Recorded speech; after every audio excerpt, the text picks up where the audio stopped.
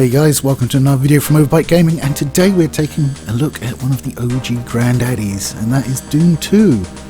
The footage you're seeing is taken from the MS-DOS version, which was released in '92. The first time I played it though was the Amiga one, which was released in '93. Functionally they do appear to be the same from what I've seen, so meh, there you go. So Dune 2, yes, not quite the very first RTS, but very much the RTS that established a lot of the tropes that went forward and were taken advantage of in subsequent games like Warcraft and Starcraft, and you know, all of the games that basically right up to today. Now, it is an old game, and as such it doesn't have some of the quality of life improvements that newer games have. There's no selecting groups of units, you just have to give orders to one unit at a time. You can facilitate this with keyboard shortcuts, so instead of having a click attack you can just press A and click on what you want to attack, and so on and so forth. You can't queue building either, so you can't like have 5 trikes in production at any one time. You have to do one trike and then another trike and then another trike. You have to go into sub menu to pick things. There's no sort of on-screen menu that pops up when you select a building of what it can build. You have to go into that build menu and pick it from there, although you can build additional units after you've selected that first one. So if you wanted to build, say, a concrete block, you build a concrete block and then you can build another one without going to that unit because it's still there.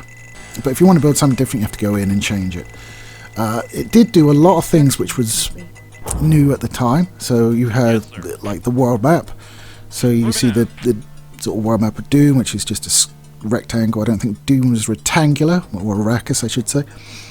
And then you can see the various territories that Harkonnens and Ordos and you, well me in this, because I'm playing the Atreides in this, occupy, and you can pick your next mission by picking a little sort of carved out chunk of desert that you want to conquer. You don't unlock additional units as you go through the game like usual. It is not a great experience to play today. I believe there is a remastered version, or maybe a mod, that incorporates a lot of the stuff that's missing that would make the game nicer to play.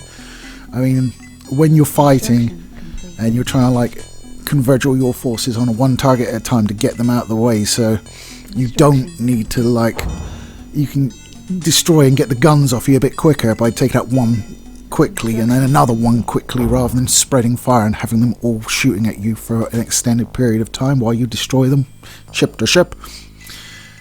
So because you can't group select, that makes that tricky, and it's a bit of a pain in the ass to like have. I mean, there is no like unit cap resource, so you can literally build as many as you can afford, which is good, but then you have to remember you have to give individual orders to them, and it becomes slightly less fun. But it is, as I say, it's very notable because, I mean, it wasn't the first RTS. I don't think it was far off it, though.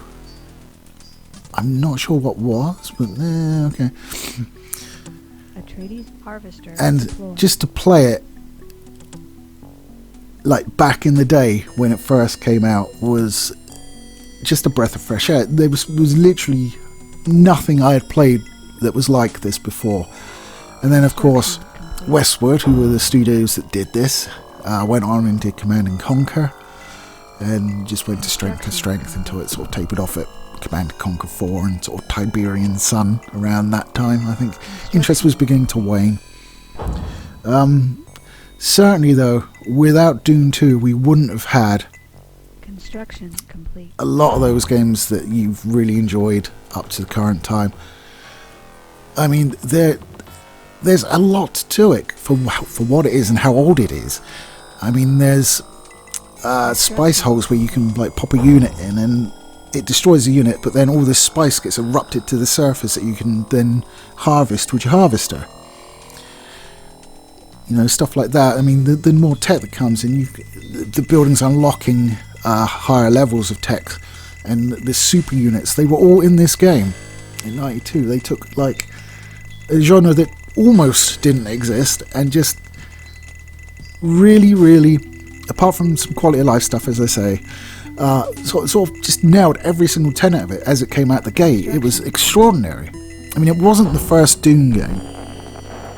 The first Dune game was obviously Dune, and that wasn't an RTS. It was basically an adventure game that had strategic elements to it. I bought that actually far after I'd played Dune 2. I bought the CD version where it was packaged with Seventh Guest, and although it was a good game in that it would basically follow the storyline of the movie, or the book I should say, the movie of course, and you'd be talking to characters and flying to different sietches and back to the palace and all this, and then the palace gets overrun and you have to sort of enlist Fremen armies and equip them with weaponry and then send them to like attack places. So it was just more of a strategy game with like a heavy adventure veneer. I mean, the strategy didn't really open up till fairly later in it, but that was a good game and I did enjoy it. But it was revolutionary. I don't think that word is ill-fitting in this instance. It was just one of those games which you played and you went, wow, that is just amazing. I mean, it was before everything else. It did a similar thing. So you didn't have like resource collection. It was the first game to do that, and base construction and accessing this sort of technology tree. It was just Atreides harvester deployed. So amazing to play it. I mean, it's a shame, like, I mean, probably most of you guys that I'm talking to right now, Construction complete. You didn't play this first. You played like some variation of Command and Conquer or Warcraft or Starcraft, you know, something like that. Probably Starcraft 2, you know. If you went back and played this, you'd just be like, ah, this is clunky. And it is. You're not wrong. It is clunky. But if you had played this first, you would have been like, wow, that's cool. And then you'd be like, playing the newer games, you would obviously be more graphically impressive, easier to control, yeah, like all that. But, I mean, this is 92, man. This is over, oh my god, over 30 years ago. Christ, I'm old. Oy. Oh god. I think I've just hit a midlife crisis live on bloody YouTube. Oh dear. Yes. So I'm old, it's old, and we're both clunky. I think is the moral of the story. Interesting enough, they did have the autos which didn't feature in the books. I think they turn up in a non-canon encyclopedia from what I've read during my research. But no, so that was a completely original faction they put in, and they were sort of hard-bitten merchants that were a bit devious. And obviously you had House Harkonnen, who were like the heart plug evil fellers that were ginger. I don't know why they were ginger. I can't remember. It's been a very, very, very long time since I've read the book. And I don't think it was in the movie, either movie, as to why they were ginger. So I'm not sure they were ginger in the new one. I'm not sure I like the new one. It just took a long time to do like half as much as the Frank Herbert version. So I was like, nah, not Frank Herbert. Frank Herbert? No, David Lynch. I knew there was a name there somewhere. Sometimes my brain just releases things at random, or sometimes it just hangs on to something and won't let it go. But there you go.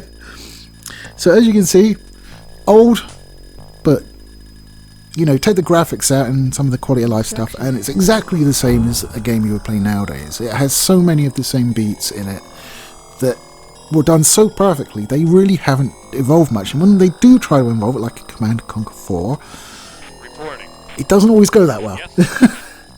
Yes, sir. Or Homeworld Deserts of Crack, where they've sort of taken away base building and you've got more like just a central unit that builds things. Reporting. Well, an interesting idea. Acknowledge. It removes a lot of the turtle strategy I enjoy in RTSs. And I'm terrible at it, as you can see from the footage that I'm showing. This is only an early game one, purely because I haven't had time this week to really get into it very far.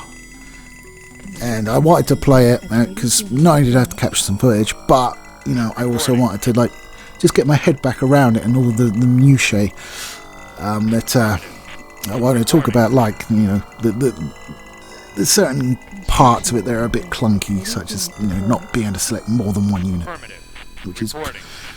which nowadays would seem to be really stupid. It's like, why couldn't you do that, you know? But like back then, it was like, why would you want to do that? You just do this one and then that one, and you know, nothing had been done. It was a far open field, and they just did it so well that it was just a complete home run. And interesting enough, it went under 2 names. I don't know if you knew this. But over here we got Battle for Arrakis. Very energetic title. And then I think it was North America. They got The Building of a Dynasty. I prefer Battle for Arrakis because it's far more descriptive. You're not really building a dynasty in the game. You are having a fight. And just trying to eliminate everybody and make the entire map either green, blue or red to denote the winner.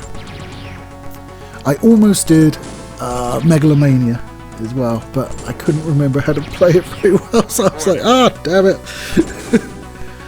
Which is another interesting strategy game, one I really do like, but it has this problem where you have to evolve technology by just basically sticking amounts of people on it and going through different ranks of technology. So you build a stick and then a spear and so on. But every level you have to do that, which is a bit of a problem because it's just doing the same stuff over and over again. It is a fun game though, so I might do that at some point. But yes, that was my thoughts on Dune 2. It's a classic for a bloody reason. It was the template for so many great games that came after it. If you haven't played it, I'm not sure you would appreciate it if you went back and played it now. But certainly those of us that played it at the time were just blown away. And maybe it's worth going back and playing, just to tip the hat at an old classic. I mean, you can get it pretty much for nothing, and when I say that, I mean like there's a website with old DOS games on it that you can just download it from if you want. It's not very big. It plays through DOSBox.